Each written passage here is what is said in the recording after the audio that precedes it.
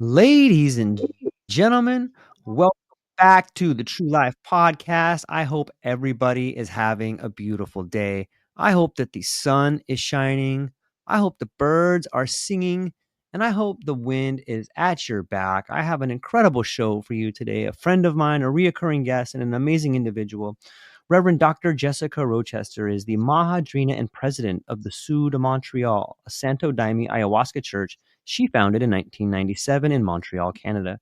She's a transpersonal counselor. She trained in the work of Dr. Roberto Assagioli and trained with Dr. Stanislav Grof.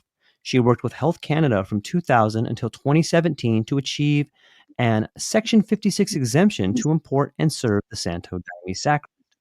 She's an ordained interfaith minister with a doctorate in divinity. From 1986 to 2018, she has been a workshop leader, a teacher, and in private practice. She is the author of Ayahuasca Awakening, a guide to self-discovery, self-mastery, and self-care, volumes 1 and 2. She continues to lecture on consciousness, non-ordinary consciousness, self-discovery, spiritual development, health and well-being, and personal transformation. Dr. Jessica, thank you so much for being here today. Well, I just have to say, I always love your introductions. And, here you are going about the birds singing and the wind at your back. Well, I'm sorry to say the birds are not singing in Montreal and the wind is in your face. And with the wind chill factor, it's like minus 27 or something. I could hardly walk yesterday. I mean, the wind was so strong. I love being outside. I love being in nature. I like to see the trees and the earth and the flowers and the birds singing, and you got it all that, okay, except this Quebec winter. The only thing that hangs around are a few crows, okay, and some sparrows, and usually some very hungry Cooper's hawks who are, they come into the city around this time because they've got hungry and they're looking at what they can find. So I always have to laugh where you are, the sun is shining and the birds are singing, and we're struggling through snowdrifts taller than I am. Okay, if you were to look at Snowstorm Montreal, okay, you would see, and that brings us to the topic today. Yes, is something, is about. We're going to talk about grieving for a whole bunch of reasons. It's a topic that you and I have never discussed, and there's a specific reason why we're going to be talking about it today, for me anyway. And not that it isn't a pertinent conversation to be having regularly, because there's so much that happens in everybody's lives that is connected to loss, And so we're going to talk about grieving and loss and kind of how species-centric we are and how easy it is to go into a little bubble around a variety of things that happen. So the reason we're talking about it today is because on January 31st, my husband died. Now, we have been together for 30 years now, except 7 years ago, he had a tragic accident which broke his neck, C3, C4, for anybody who knows what I'm talking about, which meant it left him quadriplegic. As an artist, he actually was atypical, that he had a little movement in his right arm, just enough that after a year, he started to ask me for colored pencils and paper, and he wanted to have a go because he loved his art. And so I'm going to talk about loss a little bit from his viewpoint, and then loss from the general viewpoint, okay? Now, I had 7 years to grieve as his health declined. Now, this was something I had encountered many times in the decades that I worked in my private practice, where people had a loved one, a family member, a dear friend, perhaps somebody close to them, who suffered from something that dragged. Okay, and this might be before medical assistance in dying, which of course we have here in Quebec now for many, many years. And so you had no other choice but to accompany the person on the journey. And these journeys are difficult. Are you still with me? Yeah? George, are you still with me? Yes? Yeah, we had a little slight. Yeah, technically. I'm here a little bit. Yeah, it kind of faded out our connection a little bit. Yeah, a little technical glitch going on. Okay, I'm going to take that somehow the internet is being sympathetic to the conversation, is agreeing or something. Right. You take it as it is.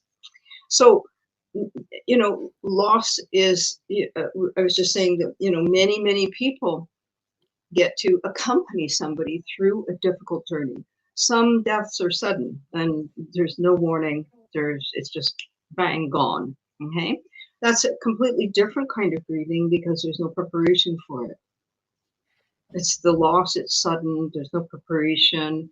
Whereas with something similar to what I went through of 7 years of accompanying my husband through his, his situation and his medical conditions, you have all the time to contemplate and meditate on what grief, loss, attachment, love, what all of these things are about.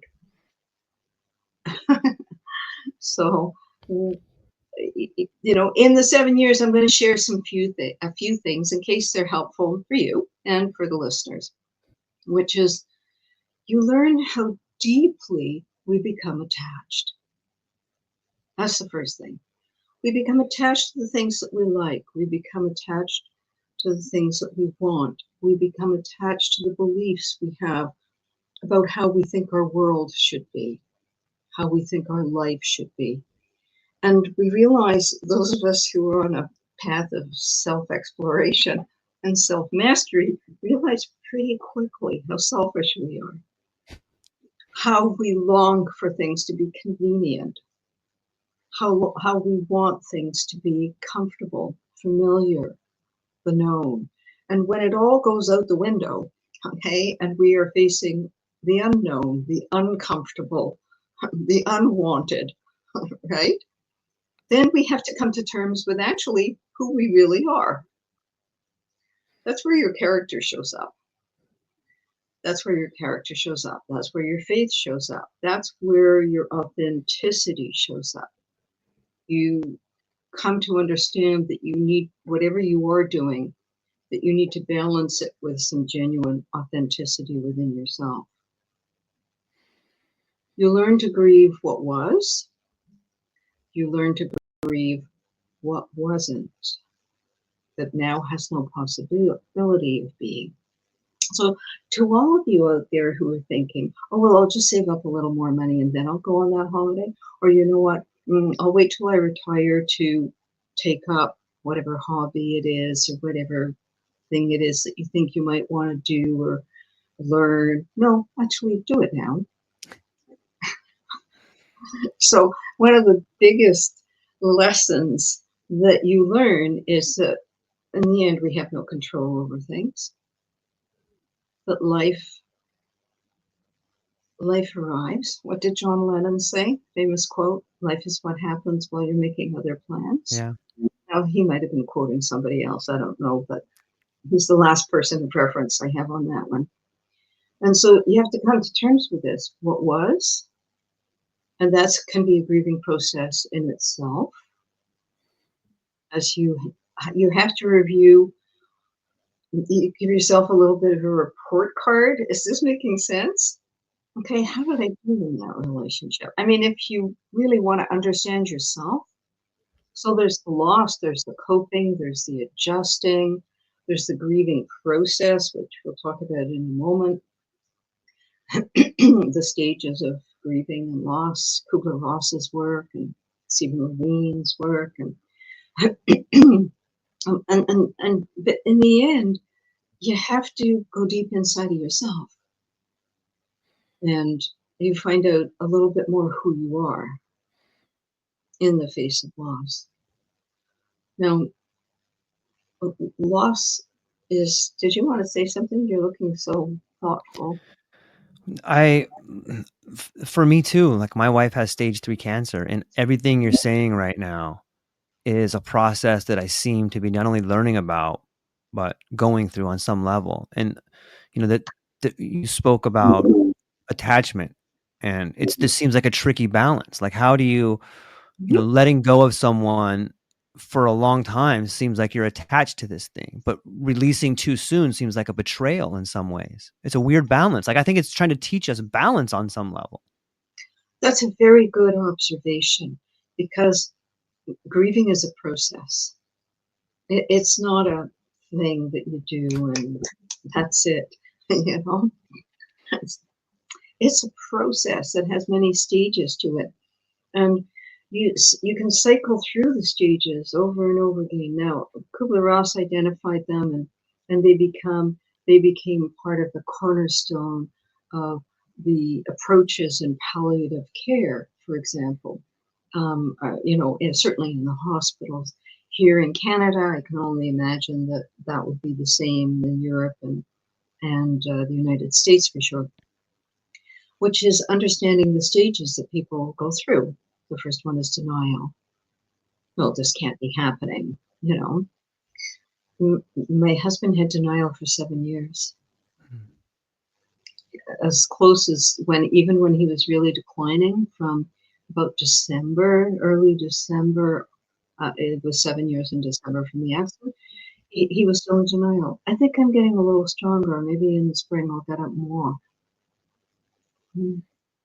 So what do you do with that? That was a whole learning unto itself, you know, of how to deal with somebody who's decided they're going to pitch their tent in stage 1 of the grieving process, which is denial. Yeah.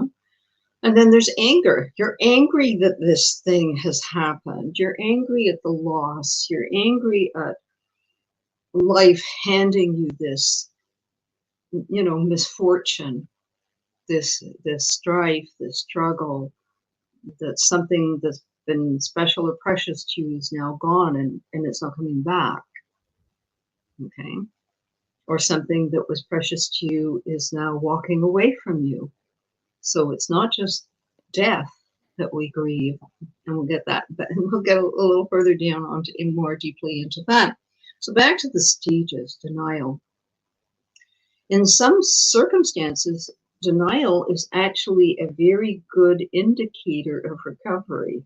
They say that research in people who have heart attacks, a certain amount of denial around it actually really helps them recover.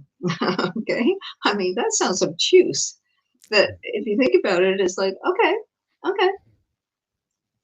I'm going to be fine, actually might be a really good attitude to have in that moment. And so we move from denial into anger, where we face and experience, you know, whatever it is the anger is about. Most of all, it's usually personal inconvenience. I mean, that sounds terribly selfish, but come on, let's own it. I you know, all my years I've been working with this, almost nobody actually names these things, except maybe in the privacy of my office, where they know it's confidential and it's never going to be repeated in their family. No, but it's personal inconvenience. How terrible this has happened. Yes, terrible, but what about me? Okay. What about me? What about my life? This is interrupting my life. This is interfering with my plans. This means I have to deal with things I don't want to have to deal with. So that's all part of it. That's all part of the anger stage. Then there's bargaining. If I'm really good, maybe this will go away. If I'm really good, if I bargain with, if I do this, if I do that, you know, so this whole bargaining discussion that can be an internal dialogue with the universe or an external one with whoever's there, you know, so there's all this bargaining that goes on. And then there's depression, when you realize, I guess I have to accept whatever this is. And then there's acceptance. Now, it's not a straight line. It's not chapter 1 through 5, read straight through. It's a cycle. You can go from denial, get into the anger, feel somewhat depressed, do a little piece of acceptance, work your way right back into anger, okay? And so it's understanding that we might cycle through these things a few times until we feel kind of, okay, I think I've accepted it now. I think that I've come to a place of let go, of the inner peace, of kind of like, what would your definition of acceptance be?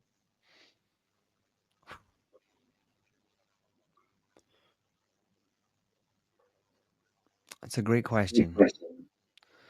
I guess for me, the definition of acceptance is realizing that there's a bigger process that I don't know enough about, and that I have to have faith. Acceptance is faith to me. Okay. Now, you said your wife has stage 2 cancer. First of all, Stage 3. Stage 3. Oh, I thought you Yeah. said stage 2. Okay. And so I know privately I've sent all good vibrations and Yes, good you have. wishes and prayers Yep. and love and light and everything possibly to, help you feel supported in the situation. And, lots more of healing vibrations to you, to her, and to your whole family, Thank you. And as you struggle with the situation in front of you, and, today's our conversation, some of it may feel personal, not just Totally. intellectual, And so, back to Buddhism for a minute, it will, for all the great traditions, I have to say that I'm so grateful to the Buddha for the simplicity of the teachings. None of us is, it's from the Four Great Truths. No one escapes illness or suffering. Everybody has some in their life. Okay? Life is difficult. No one escapes illness or suffering. We all age, we all die. When we can accept that everything has a beginning, a middle, and an end. How many times I've said that to people to help them see, this too will pass. Yes. Everything ultimately does. We just may not like the story of how it unfolds. That's the piece. How to come to be at peace with the story as it's unfolding. And that, I think, is the most difficult part. How can I be here now? How can I live in simplicity and a certain level of inner content or peace or tranquility or serenity when all this is happening in my life? When I've had this loss or I'm facing this loss, what's going to help? The same thing that helps when you've had a loss is when you're facing a loss. They're the same things. The first one is take care of yourself.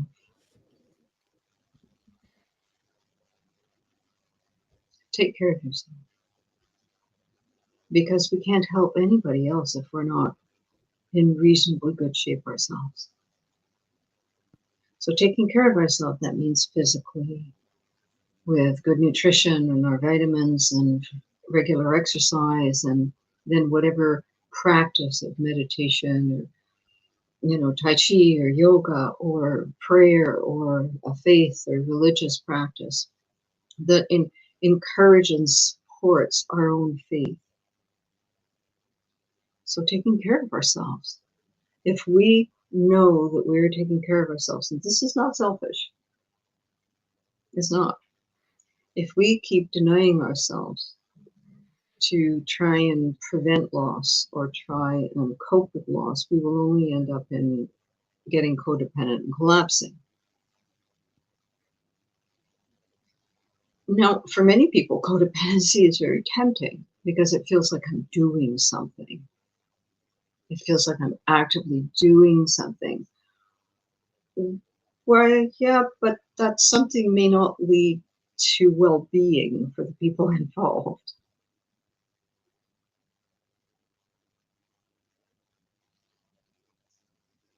I myself am a cancer survivor. It's more than 30 years, 34 years ago now.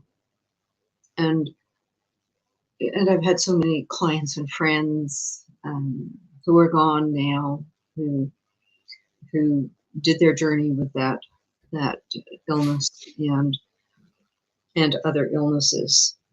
And what I can say is there's something of deep presence and learning that can be had.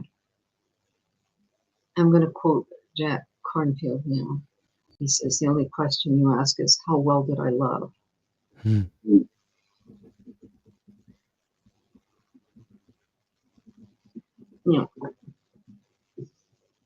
Right? How well did I love?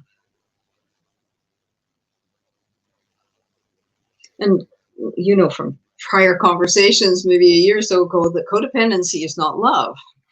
Right. It's not. And so it's going back deep inside of ourselves and saying, okay, what here is real? What's authentic? What's now? What is going to be the way to serve? Good question. Are we given the space to grieve? No, we're not usually given it. We have to actually create it. Okay. That's the thing, is we can't wait around expecting someone to hand it to us. We have to have healthy boundaries. We have to say, I'm not going to be able to do this right now. We have to be able to say, I'm sorry, let somebody else do this. I'm sorry, no, I can't do that. Okay, we need to have healthy boundaries. We need to be able to ask for help. We need to be able to put that out there. Can someone please help me with this? And whether that someone is a professional of whatever kind. Oh, and I want to do a little, I shouldn't call it a proselytizing, but a little, it's more than guiding, but I'm gonna bring out my strict voice now. Okay, my teacher voice. Anybody listening, if you don't already have your will, could you please do that this week? Anybody who hasn't made their full power of attorney, what I'm not sure wherever you are, where you live, it might be called a mandate in the event of my inability, or better still, a full power of attorney, so that everything is in order. And the third piece is prepay your funeral. You know, a few years ago, I sat with Sydney, my now gone husband, and I said to him, Sydney, this is what I'm going to do. Now, he always knew that I was going to look for some kind of a environmentally sound way. At first, it was just going to be cremation because I didn't want to have all that metal and everything, lacquered wood put into the ground. I couldn't possibly see how that would help. So I would every now and again check what green burials were like. So it has to be 3, maybe 4 years ago now. I looked into green burials here in Montreal, and I was delighted to see that they have come a long way. And so I sat with him and I said, well, this is what I'm going to do. And it's really simple, and you get cremated, and then, this is Quebec, it's not going to happen this week, but obviously when spring comes, there's a service, and the ashes are combined in the earth with a tree, and you can choose your tree. There's this beautiful grove on the side of one of the main cemeteries here in Montreal, up on the mountain. And you're planted in your spot with the tree that you've chosen. So your ashes go into the earth, which is kind of very, for me, feels right. And it becomes part of the tree. And so we chose our trees and which tree we want. And we both chose a kind of tree that gives berries, that feeds the birds, because I love birds. And the idea of feeding birds really fits my idea of things.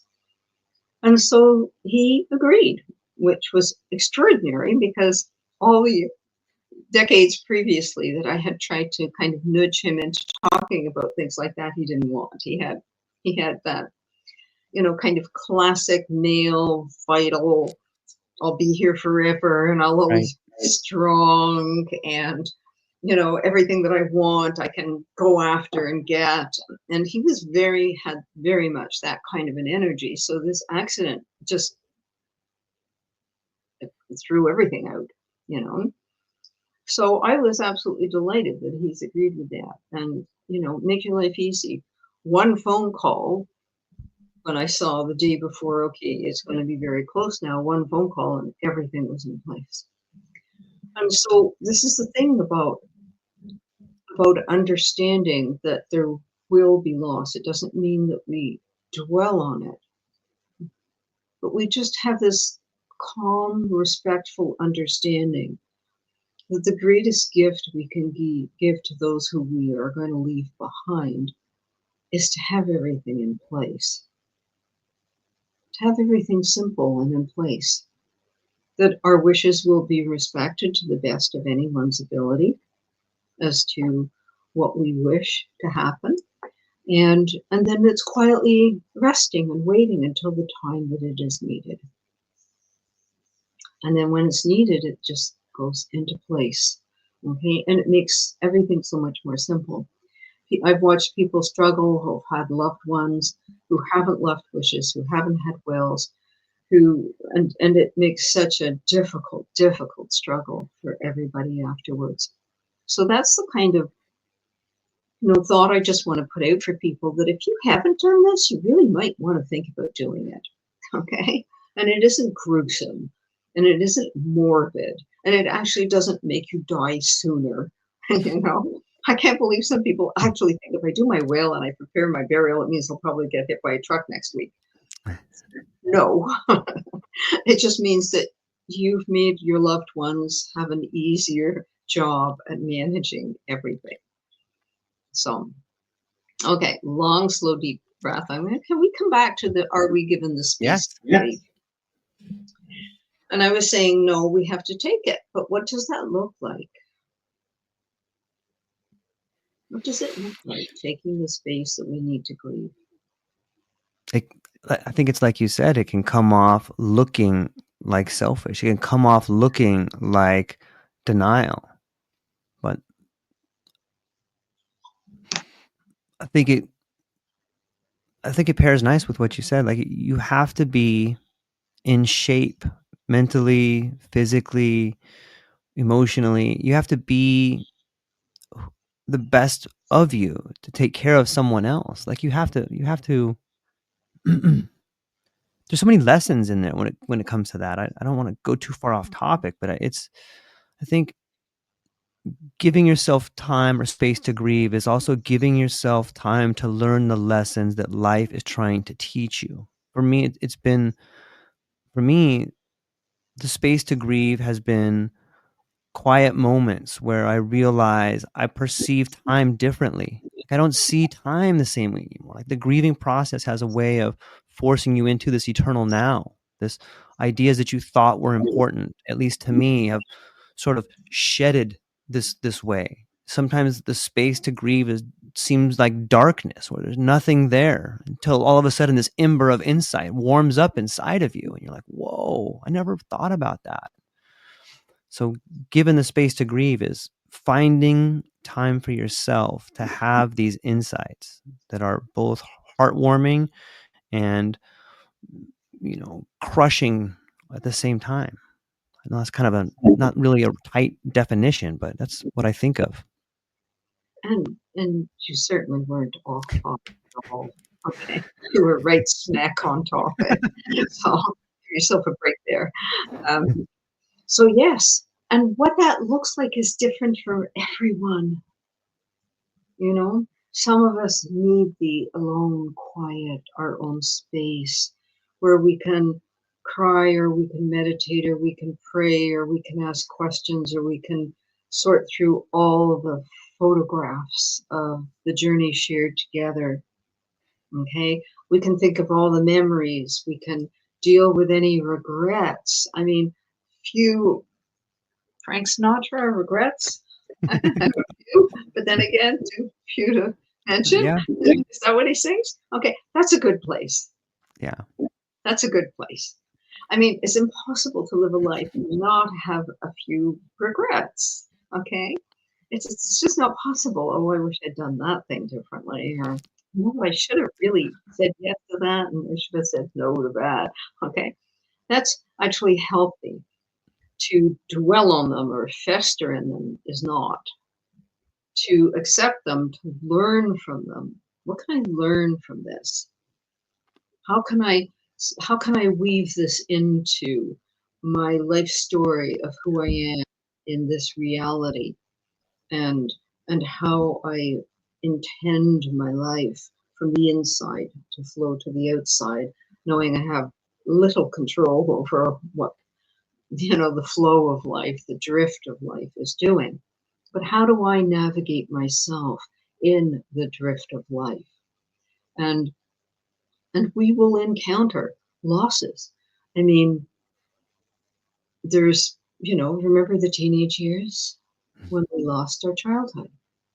We went from endless summers where all we did was play, right? Run out the back door and climb apple trees and ride our bike up and down the street and maybe go to summer camp if that was part of it. And in the winter, there'd be a snow day. There was no school yesterday. Everything was canceled. We could go anywhere. I mean, they still haven't cleared most of the streets of the sidewalks. The drifts are up to here, if not higher. So snow days were fabulous. But then slowly, all of a sudden, that sounds like because it feels slow, but then it's all of a sudden it's gone. All of a sudden it's gone. And then there's adolescence and body changing and moods and all these strange things that happen. And then there's high school, and then there's, oh my God, what am I going to do with my life? And when we start to understand at a certain point in our life that life is this steady stream of change, of attracting, holding on to, embracing, and then letting go. And how to become masterful at that? How do we open? How do we open to life? Because I found that I think most people are partly open, and some more so than others, to life and to what life is bringing, and how to navigate that. So how to open and receive in the moment what is here and what is happening, how to navigate skillfully with that, how to embrace it, and then how to let it go. Whether it's a stage in our life, chapters in our life, much as we have adolescence at one end, we have the late 40s and the early 50s at the other. Okay. And there's a big closure, maybe more so for women, more noticeably for women. But there's all these stages in life. And what we have to do is we actually have to grieve that that stage is done. That stage is done. It's, there's something very interesting that happens to women, about how we go through these stages in life. And actually, nobody can see it, but this entire wall is covered with all these fabulous images. It's what I've always done in my office, so that people sitting there, for example, are always looking at these fabulous archetypal, transformational, transpersonal images. Okay. And I have the babe, the maiden, the mother, and the crone right across the top, those being female in this life. And those are the stages. And at the loss of each one, as those chapters are closing, okay, how do we say, wow, all the good things? So gratitude. Look at all the good things. Okay, there were hard things, there were difficult things, and wow, I have so much gratitude that I have the strength or the will, the support, the grace, whatever helped me through that. Okay, but I'm here, and wow, gratitude for everything that was good, that was a blessing, that I could open and receive. And then grieve the things that were hard, that were difficult. And sometimes that means, yes, actually grieving, actually like crying and going through those stages, which are normal, human, healthy stages to recognize and understand deeply, And as things go full cycle, so there's two things that become important. You see, there's a question here. I can't quite. It's from 0 she to said 7 to 35, 35 to death. No, I never heard that. That's sort of leaving out some very important developmental processes. Okay, I would say 0 to 6 is the years of dependency, and then smoothing through from dependency until you hit around 12 when you get into counter to dependency. And then that's where we cling to life and dependency, cling to mom, dad, and what have you. And then we start pushing away. We need to identify ourselves separate from, okay?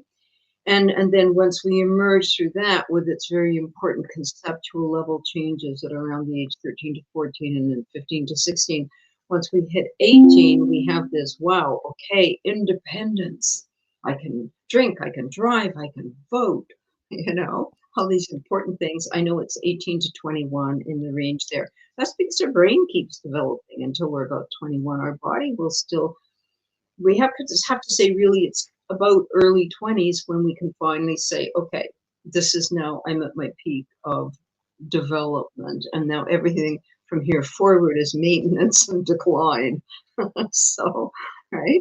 And depending on how well we do maintenance. So then after independence, after we've found our independence, we realize that we're not independent at all. I'm completely dependent on Hydro-Quebec to give me electricity and etc. I'm completely dependent on Canada to give me passport and pay me money for my work and give me social structure and education structure and Medicare, and we are interdependent. And that is considered to be, that level of maturity is something that we keep maturing with, a greater and greater understanding of interdependency, of how we're all connected, and how when you grieve, I grieve. Now, it's not a personal loss, but it can relate to a personal loss because loss is something that is the deepest of human experiences. No, it isn't sex, actually, but it's loss, okay? A lot of people get fooled by that one, right? I'm not putting that one, I'm not trying to minimize the importance of that. I'm just saying it has its appropriate and healthy place in all human life, but loss is the deepest, okay? On the emotional level, loss is the deepest. And they're often connected, romantic relationships and loss are certainly all those romantic love songs and Yeah. Books and plays and films are about love and loss, right? So it's deeply embedded in the story of the human experience. So we talked about in any process of loss, or at least the map, the cartography that I work with is that loss is something that we're experiencing at a regular basis. It might be a small thing. We lose our keys. It's a small loss compared to the loss of a loved one, okay? But every loss we experience, we can learn something about ourselves and about the nature of reality, of what it is to be human, what it is to be in community, and what we can learn about how to cope with loss. Does this make sense, George? Yeah, it kind of begs the question for me, and the question is there a difference in the way the body grieves versus the way the mind grieves? I was wondering if you could touch on that a little bit. Ooh, okay. So can we break it down differently? I like that question. Thank you. Can we say the body and the mind, and then the emotional level, the soul level, and then the spiritual. Okay, so if we can do that. So the body, yes, because if we're talking about, I mean, I know this is going to sound perhaps, in the face that my husband just died 2 weeks ago, but I had 7 years to come to terms with that. The first year and a half, there was a whole lot of grieving. Okay. And then I was able to come to terms with, okay, this is it. And I got through the stages in cycle after cycle. Okay. So by year 2, I felt like I'd really found my feet in it and that I was really able to go. And then the next few years, it was just making adjustments as to what felt like the right way to go forward. And then, year by year, coming to terms with how to manage myself and how to be in a kind and respectful place you know, which kindness and respect for me are great manifestations of love. They are. Would you agree? Kindness and Yeah. respect are real manifestations of love. That love isn't like just the clingy, romantic, sexual stuff. That's fabulous stuff, by the way. I'm not diminishing it, but it's those really deep, centered, firm experiences of inner peace and tranquility and serenity in the face of being able to manifest kindness and respect in these processes of coming to terms with things, you know? So one thing, and you know, I want to use my mom. It's a perfect example. Actually, the last 2 years have been interesting for me with loss because, first of all, the father of my children, my first husband, he died 2 years ago. Then last a year, so October 2023, my 102-year-old mother died. Oh. So there was plenty of time to come to terms with. There was nothing sudden about that. Okay, there was plenty of time to make sure everything was complete and everything that needed to be said had been said. Anything that needed to be understood had been understood. Anything that needed to be done was done. Those are the good things that you can make sure of when you see that there is a decline and you see that there's, you know, things that need to be addressed, you know, which you don't get with a sudden death. With a sudden death, you can be left with, why didn't I do this? Why didn't I say that? Why didn't I ask about that? You know, those are hard parts for some people about the grieving.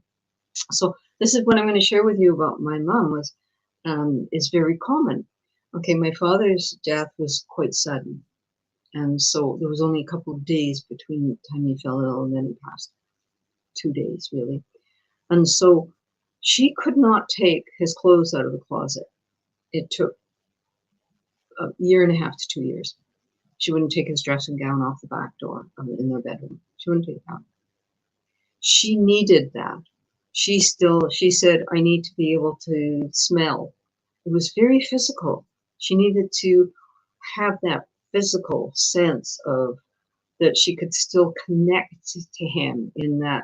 Now, they'd been nearly 60 years together, so that's a long time. I mean, she was 18 or 19 or something, 20 maybe, when they were very, very young when they married during Second World War. So this is very normal.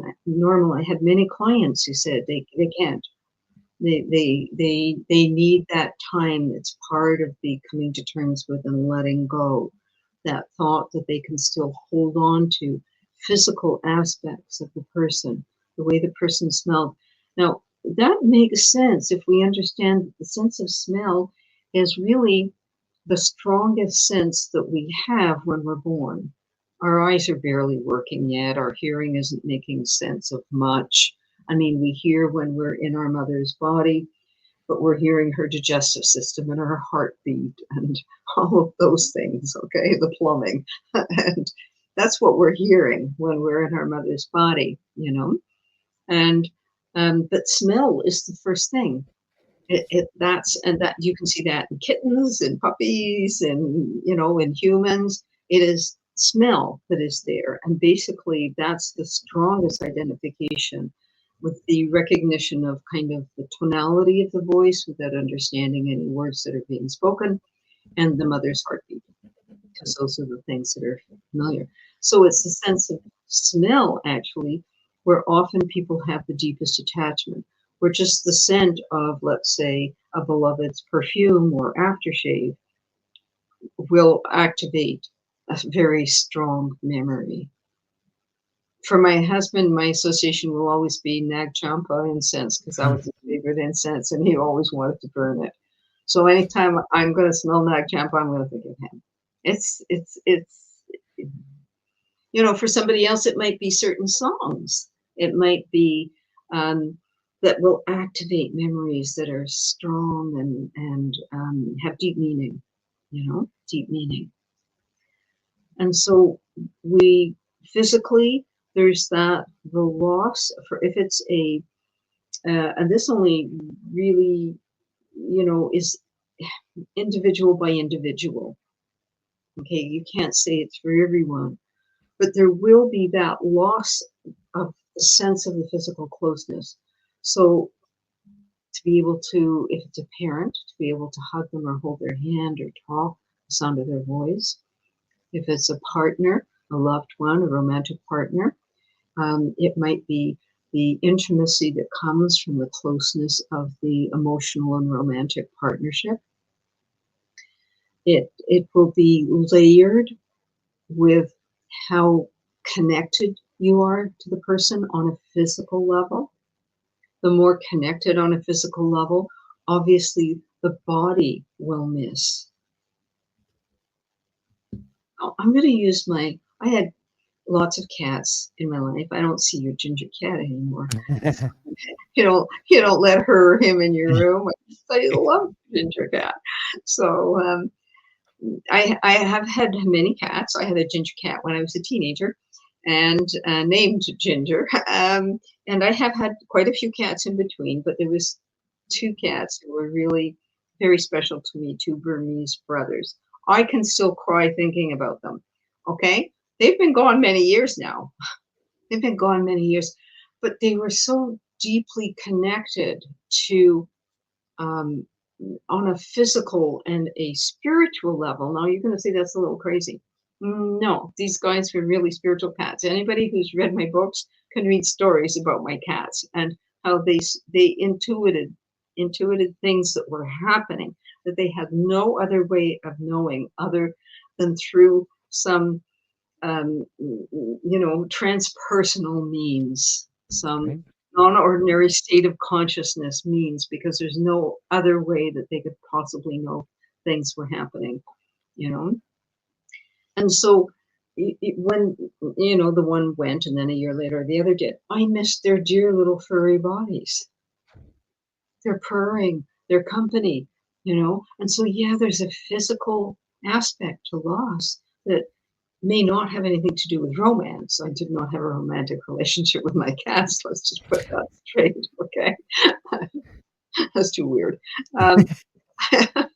It was deeply loving, and I'm sure all people who love animals and have had animal companions know exactly what I'm talking about, whether it's a parrot or a horse, that there's that deliciousness that can happen, that real strong connection on a physical level. And that is a loss when that is not there anymore. It's a loss. And you just have to grieve the sadness, and there's no way of avoiding it. There's no way of filling it up with something else.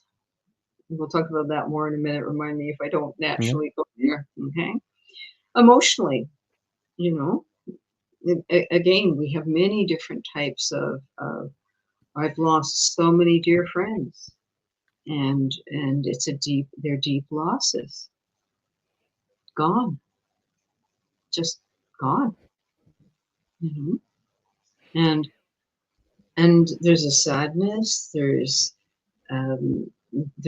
a we go through the cycle of missing and feeling a connection with, and something reminds us, and what brings an inner peace in loss is gratitude. Back to gratitude. Gratitude for all the good things shared. Gratitude for the teachings, not just the lunches or dinners or birthdays or, get-togethers or something like that. You see, talk about my cats, it's crazy. Immediately need to tear up a little bit and blow my nose, crazy. But it's gratitude for the good things shared, gratitude for the good teachings, gratitude for all the parts of the journey, and then gratitude for the teachings that we learned in the hard parts, what we learned about ourselves, what we learned about life. So gratitude for that. And then, for those of us who are spiritual people, wishing well, wishing well. in our spiritual practice in the Santo Daime, we have, and many of these I was doing hybrid versions and teaching hybrid versions and more kind of neutral, non-denominational versions through all the years, trying to help my clients with ritual come to terms, because ritual is really helpful in loss. Doesn't matter what it is. We have kind of very common rituals for birth and for the rites of passages, for marriage. There's the wedding and the marriage and the party and the vows and all that jazz. And then we have rituals for death, for the passing of someone, the end of someone's life. And now how do we make that feel personal and right for us? And how do we make it fit? And what are the kind of rituals that we do when we're alone? Is there a ritual that we can do when we're alone? Is there a meditation, a prayer? Is there a ascending light? In my tradition and in the Santo Daime, we don't try to hold on to anybody. I know in some other traditions they honor their ancestors. Many traditions honor their ancestors. This is common to many traditions. And some kind of try to hold on to them, like they try and talk to auntie so-and-so or uncle so-and-so or grandma so-and-so. That's okay. I personally don't do that. And it's not a common practice in the Santo Daime, because we more or less believe that we need to let that person go so they can follow their karma. We don't know if they might reincarnate. We don't know. Maybe they're reincarnating right now. And if we're trying to hold them back into the Uncle Harry life, how can they go further on in their own soul evolution, whatever that soul evolution is going to look at? And so this is a kind of a deeper letting go. That's vastly different if someone decides to show up, like for quite a few years after my father passed, he would appear to me in dreams. And he would only appear when he had a really important message to give me. I would wake up in the morning and I knew I'd received a message from my father, from the astral. And I mean, my earth father, I don't mean heavenly father, okay? I mean, earth father, my father. So my dad, okay? And I knew immediately I had to do exactly what he told me. The information that he transmitted to me in that dream was powerfully important for me to follow,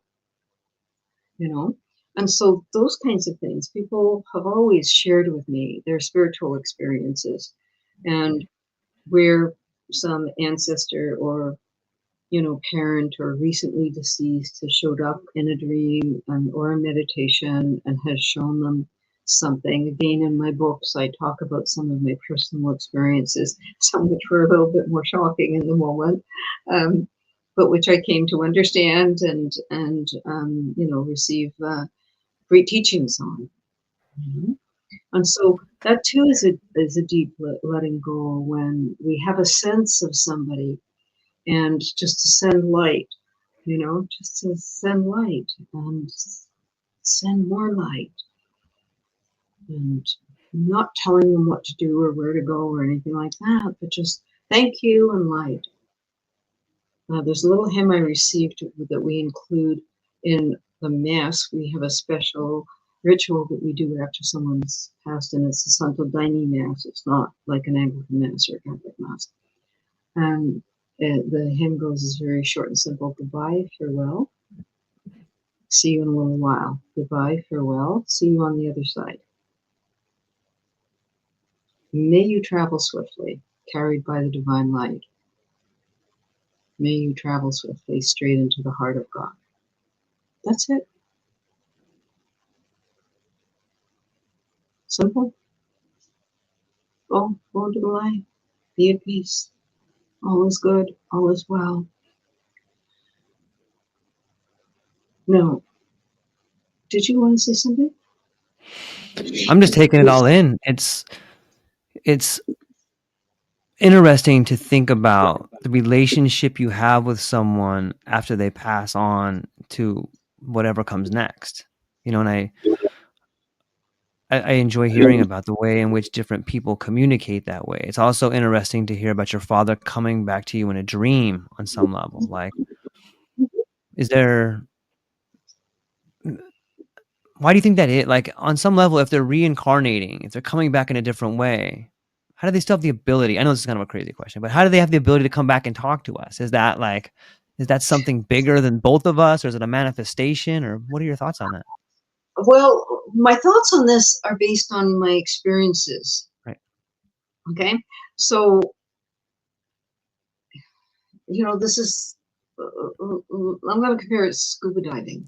When you're looking at the ocean, it's big and it's blue and it's powerful and it's noisy and there's waves and there's currents and everything's going on. And then you put on your scuba gear and you go out in the boat and then you drop down 30 feet, 50 feet, 70 feet, 90 feet, however deep you're going. And you're in a whole other world. And you can communicate quite differently, from down there. Now, Yeah. I have to say that, yes, what you said, is there something just so much larger than us that we don't really understand it? Yes, absolutely. I totally agree with that. It is our little human brain would love to be able to intellectually understand this and put it all nicely Yeah. in a little package. Like, wow, look, I just did the Rubik's Cube. Okay. Yeah. In like 3 minutes flat. Okay. No, I can't do that, by the way.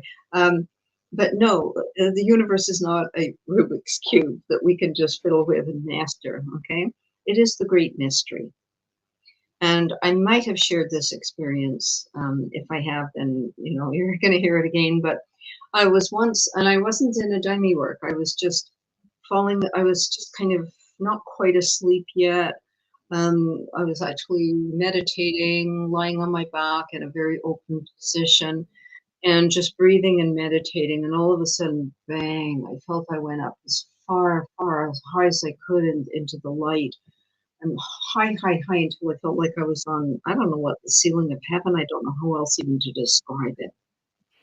And I was still connected to my body in some way. And I asked the question, what lies beyond here? What lies beyond this? Very clearly and quickly, the answer came back. As long as you're still connected to your human being form, you won't know. Okay. They told me. Yeah. Okay, got it. Okay, so from that moment, I stopped trying to figure it out. And so all I can say is this, is as a spiritual person who, and I believe all people are spiritual people, and it's their individual connection to that helps them to develop it in any given lifetime or to focus on other things. And that's their karma, and that's theirs to follow, and we shouldn't be fiddling with it. Okay? We shouldn't be telling other people how to do that. If they ask, we can share. If they ask, we can give guidelines. Okay? That's all I think we can do and support. And then it's between them and their higher self. What is going to unfold and how that's going to be and what that's going to look like. And it isn't a Santa Claus wish list. No, you're not going to get all that stuff under the tree on Christmas morning. You might get something that you had no idea you were going to get when you asked for your spiritual awakening. It might come in such a package that you had no idea. And you're going to go, what? Sure, this is it? I didn't ask for this. Yeah, but if you do that, that's what's going to lead you where you need to go. That's called cosmic humor. And that's another thing, gratitude and a sense of humor. And it's not macabre, okay? No one should think it's macabre.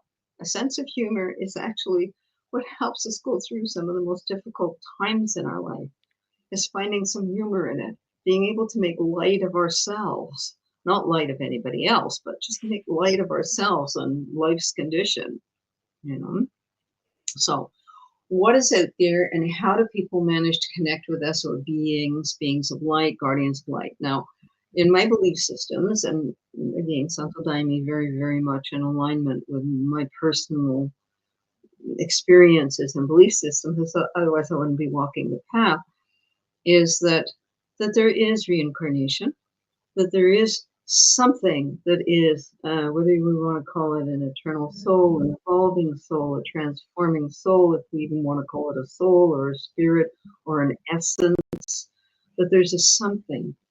Okay, it won't be my body, that will go. It won't be my character, no, that will go too. My personality, no. My mind, no. Okay, it's not going to be any of those things, because that goes with the, the outer flesh. But there's a something that will continue its evolutionary experience. Now, do we incarnate, boom, one after another? No, I think that there can be a period of, in human experience, what we call time. Now, is it possible for all of the above? Yes, it's possible to go very quickly from one death into another lifetime. Okay? The Buddha says that's why babies cry. Buddha said babies cry because they're going, here again? Mm-hmm.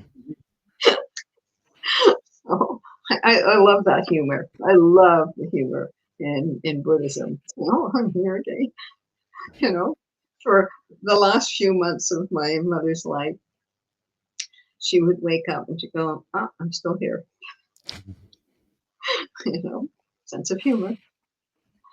A very famous quote, which I find very interesting, attributed to Marlon Brando. The last words he said before he passed was, "What was all that about?" What was all that about? And when I read that, it's like, yeah, you nailed it. It's like we get some kind of life review, and we go, what was all that about? All that psychodrama and silliness and nonsense and ego and all those silly things we did and all the good things we could have done and we didn't. And oh my God, I did a few good things, So, yes, it's a great mystery. And at the same time, I myself have encounters with what I can only call the beings of the light, with spiritual guides, and I'm not alone in this. This is a very large percentage of the human population. If you look at the research, you're going to see that I think it's over 2/3 of even American research of people have had encounters with what they call spiritual encounters, and that have been very meaningful for them. Okay, so this is part of the human experience. And we can say we don't fully understand it, because we don't. We don't fully understand gravity. We don't really understand, black holes. All right, we don't understand the Big Bang and the universe expanding. So we can just try and be humble and say there's so much that we don't understand, that we just have to accept that this is part of it, and we know a tiny little bit, and maybe in time we'll know a little bit more. And there's enough research on reincarnation that's been followed through, where people remember where they lived and remembered people there and went back and identified them. And there's not that holds any great interest for me personally. I mean, the research is interesting, but I don't feel like I need to go back and say, oh yeah, I lived there when I was in another life. I mean, I don't personally feel the pull to do that, because I think being here now in this life is so important. I have relived past lives in non-ordinary states of consciousness, and I am extremely grateful for those experiences. They taught me a lot about me in this lifetime and patterns that came in with me that I don't want to be repeating in this lifetime. Does that make some sense? Yes? Now, Yeah, that makes perfect sense. Was there anything that we said, oh yeah, we'll talk about that later, that we didn't talk about yet? I remember saying, okay, we'll get to that. Have we got to all that yet? Have we walked around the block on this one enough now that I think it was about emotional acceptance. I think as we were going through the different terms, we're going to come back to emotional, but I can't remember exactly. Okay, so the physical can be extremely powerful. The missing of holding someone, being Right. close to someone. Um, there's the sound of their voice, the smell of their body and their aftershave and perfume and what have you, just our individual scent, and the feel of us, and to hug and to hold, and that loss. Okay, it feels very physical, and it is really emotional. The sadness of not being with that person anymore that has been very important to us, and not always person. It can be a beloved animal companion, for example. It can be the loss of something really important to us. So it doesn't even have to be about people. Okay, some people have retired and it's been like a death. Mm-hmm. Okay, they've been Professor so and so teaching geography or whatever, okay, for 35, 40, 45 years, and then all of a sudden they aren't that anymore. Okay, and it's these kind of losses are that happen in these stages in our life. Retirement for some people is a joy, and they dance around their home, yay, I'm free. And other people are deeply sobbing because now they don't know who they are. Yeah. They don't know how to live their life on a daily basis when they're not doing that and being that. And this is all part of the opening to, well, we're right back where we started. How do I not just Yeah. physically open, but how do I emotionally, psychologically, mentally, spiritually open to life? Life is scary. Life is difficult. Life is joyful. Life is wonderful. Life is exciting. Life is fun. Life is funny. Life is horrible. It's all of those things all together, almost all the time. How do we open to that and breathe with it and let it pass through? Thank you, Stan Grof. One of the so many teachings that he gave us that are so profoundly real. One of the things that will always stay with me, he says, be like the tree. When the difficult things come, it's the wind, let it move through your branches. And if it's really tricky and difficult, then make yourself the stars out in the cosmos. That's how much space there is for that difficult thing to just flow and flow through. So That's instead of beautiful. instead of closing down and shutting down, which is our human tendency, to wall ourselves off, to shut down, to build walls, to build our defense systems, how do we open up physically, emotionally, psychologically, spiritually? How do we open up? How do we say, okay, life, I got it. Gonna hang on to my little, put in my toolkit in my backpack, my sense of humor, my gratitude, my life skills, my experiences, all the good teachings I received. I'm gonna put them in my backpack and I'm gonna go on my path and carry on my journey. The difficult things come, and sometimes we have to sit down on the path and we have to have a cry or two, and then we need to reach out a hand and ask for help, and we pick ourselves up and we keep on going. Yep. I like it. That's all there is to do sometimes. Yeah, gratitude, letting go, opening up, embracing, letting go again, sense of humor. And as somebody asked, how do you make the space? You make the space. You make the space. Or like you said, the space is all around us. It's just a Yes. matter of taking time to be aware of it. Yes. And to clear the Yeah. unnecessary things out, Yeah. to hand them over, to delegate them, to close them. Okay, it's time to close that thing that I was doing. It's time to step down. It's time to say goodbye to that situation, that person, that job, that whatever it is. It's time to bow to it, thank it for the teachings, and close. And then that creates a space that we can then say, okay, now this is my space to do this. And now what do I need? What's going to help me go through this experience in a way that I will feel authentically supported and authentically myself, and that I'm bringing the best that I can into this moment, because there's only this moment. Yeah. I wrote down a quote. I don't know if I can find it right here. It's to grieve consciously is to walk the edge between worlds. between what was and what is becoming, between the self you were and the self you are now faced to become. Yes. Don't know who wrote it, but it's good.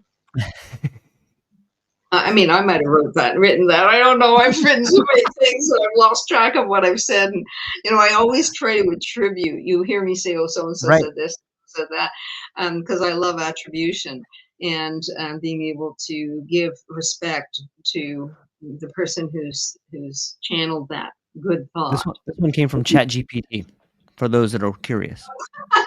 Okay, ChatGPT stole it from a few people, because that's all ChatGPT is stealing from everywhere all over the internet and sticking it together. Well, who knows It's what'll puzzling happen. it, yeah. Okay, long, slow, deep breath. We've walked the journey today of grieving, and we see that there's stages in life that we need to let go of and go into the next one, that there's nothing new under the sun. That's right. And that, I want to say a few words about, species centric, because that's setting the stage for our next conversation, which we agreed to. And I promised a few people on LinkedIn that I was going to say more about self-importance and otherness. Okay, so that's our next conversation, whenever that's going to be.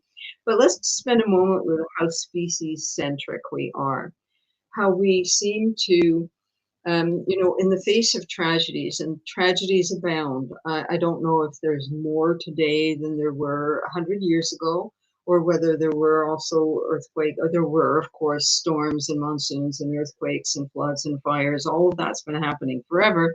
So is it just that there are so many more people on the planet, and our activity has disrupted the speed of the natural cycle on the planet, and that our telecommunications has reached the point in technology where we can see instantly something that's happened that we may only get a letter about 3 months after it had happened, if you know what I'm saying. When 100 years ago, letters came on boats, right? And so you'd find out something happened 3 months ago or 6 months ago. And maybe we'd never even know about so many things that would happen. So it's hard to say if more things are happening. But one thing that I find very striking, and I don't know, I hope people won't be offended by this, but I find us very much more species-centric than we used to. Maybe I've got it wrong. I'm willing to be wrong on this. Okay. But, we saw in the news, like everybody else did, we had terrible forest fires. Now in California, you had them this last few months, terrible forest fires. We had them, the wildfires, all across Canada. I mean, the smoke from it was drifting everywhere. I mean, it was just terrible. I don't remember that in my lifetime, those kind of forest fires and wildfires. Nobody talked about the animals that lived in the forest. The only conversation was about people and the houses that were lost. Now, this is a tragedy. I do not want to diminish the tragedy of the loss that people experienced. The only animals we heard about were somebody's cat or dog that they found or they lost. Wonderful, touching stories about finding their dog 2 weeks later, or their horses that some neighbor had managed to get to safety. Wonderful stories, okay? What about all the wild animals and the birds? And we're so species-centric that have we just stopped thinking about it? It's just a question mark I have. For me, these are terrible losses. These are really terrible losses. I remember when we had the Australian wildfires. I don't know, it's a few years ago now. And somehow, I don't know whether maybe Australia is more enlightened than we are. They immediately focused on the wildlife. There was an absolute immediate focus on getting those darling little koala bears out of the trees and to safety, and saving as much wildlife as they possibly could, rescuing all the wildlife that they could find running across the streets and going into almost the burning forests and the burning places to try and rescue as much wildlife as they could. I mean, maybe some of it happened, maybe it just wasn't reported, but this for me is a grief. This is a loss I'm very much Chief Seattle. If you've ever read anything that he's written, it's absolutely beautiful. And he talks about the creatures. And if we forget about the creatures, then we're not going to last very long. He talks about the land. Nobody really owns the land. The land is unto itself. Nobody really owns the creatures. The creatures are unto themselves. And if we forget about the creatures, and if we don't take care of the land and we don't take care of the creatures, how are we going to survive? And so for me, this is part of the unconscious loss that I think is really disturbing our younger people. I think that a lot of the anxiety and depression and addiction that we're seeing is because we are not really grasping the importance of what, yes, lighter horn, whoever you are, some of us are broadening consciousness, some of us are narrowing. Yes, the global politics, the politics globally are only a small voice is trying to be heard, and louder voices and voices with more money behind them are speaking very loudly right now. And so how do we, because this is a loss of habitat is not, it is on some level, on the heart level, you've heard me say so many times, I write about it in my books, but we're all one. And if we accept that we're one with nature, and, I love the particle physicists, particularly, and give a shout out to Professor Brian Cox, University of Manchester, Britain, and his beautiful programs on the BBC Earth. For those of you who get it on or love nature, sometimes it's on that, but mainly BBC Earth.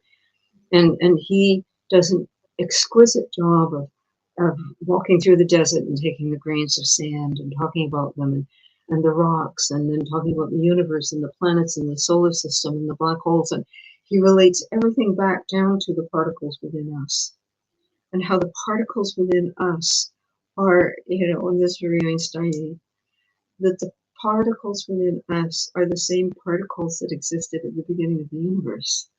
They're just recycled and recycled and recycled and recycled. The phosphorus within us is the same of the nature that makes stars in the universe. And if we honor our earth and the creatures on the earth and our relationship with the earth, if we are able to have gratitude and honor that and take care of it, then I think that we can, if enough people are geared for that we can try and bring things back from the brink. But if we remain species-centric, only focused on personal loss, I lost my house, I lost my car, tragic, yes, we can all relate to that. That's a terrible, awful thing. We can have compassion for it. We can, give money, we'll GoFundMe to help people. We can support our social services to help, etc. Support all our firemen and our policemen and our armed services who do all the work to help in these situations. But what about the land and the creatures? And we need to help to broaden that. And so we are embracing the wholeness. And I think if we do that, then things will start to come back into balance. Does it make sense, George, what I'm saying? That I look at how mental illness is being caused, mental illness, all this anxiety and addiction. I'm not saying it's not real. It is real. Okay, but where's it coming from? Is it possibly coming from the fact that the earth is overcrowded? Is it possible that it's coming from the fact that most people have lost their right relationship with nature, with themselves, with community, where everybody's on their phone? Most people eating processed, not healthy food. So they're not connected to nature anymore in their bodies. If you're not eating natural foods, you've already severed a lot of your connection to nature. What do you think? Is there an unconscious longing, grieving, unknowingness that's happening in our communities that are so separated from earth and from spirit and from the universe? And how do we bring that conversation in to help people understand the importance of it? As I said, I hope I don't offend anybody, but it may sound like I like creatures more than I do people. No, I like creatures as much as I like people. Okay. I don't like one more than the other. Creatures are equally important. I think it's as crazy as this might sound, I think it's all necessary. I think we've forgotten we've talked about loss today in personal relationships. And once you see loss, whether it's your keys or a family member, but once you begin to really sit with loss, then you can expand it outwards and say, wow, look at the creatures, look at the environment, look at the trees. But you have to fundamentally experience loss on some level before you can widen that consciousness, I think. And it's because we've forgotten. And that's why there's going to be more loss. That's why it's so tough right now. It's because we're not realizing that we're all connected. We're all part of this thing. And the more we neglect that and the more we forget and the more we narrow our vision because we don't want to feel the pain, the more pain comes. It's sitting with it. It's realizing like nothing lasts. Nothing lasts. That's right. Well, on that note, we will say goodbye for today. I am looking forward to thank you so much. It's always a joy to be with you. You and your wife and family will stay in my prayers. Promise me I get to see the ginger cat next time, please. No, I shouldn't do that because then everybody else is going to see the cat wandering around. So I removed that request. Always a joy to be with you. Thank you so much. You stay in my heart and prayers, you, your wife, your family. And I'm sure that you are ensured that you are in good hands. Trust the process. The last thing, is being a cancer survivor, I can say, trust your process. You have to have faith in the process you choose. You have to have faith in that process. Yeah. And you have to open to it and embrace it and kind of surrender to it. Oh, my friend, all good vibrations to you and anyone listening. Well, thank you so much, Dr. Jessica. It's always heartwarming and beautiful, and I really, really admire you and the words that you are able to help me and everybody else here kind of see things a little bit different, and it means a lot to me. And I will talk to you shortly. Let's get back to our regular programming, so hang on briefly afterwards. But to everybody within the sound of my voice, if you participated today, if you're listening tomorrow or sometime in the future, Lighter, Core, Clint, everybody, thank you so much for being here, and I hope that you guys have a wonderful day. And that's all we got, ladies and gentlemen. Aloha.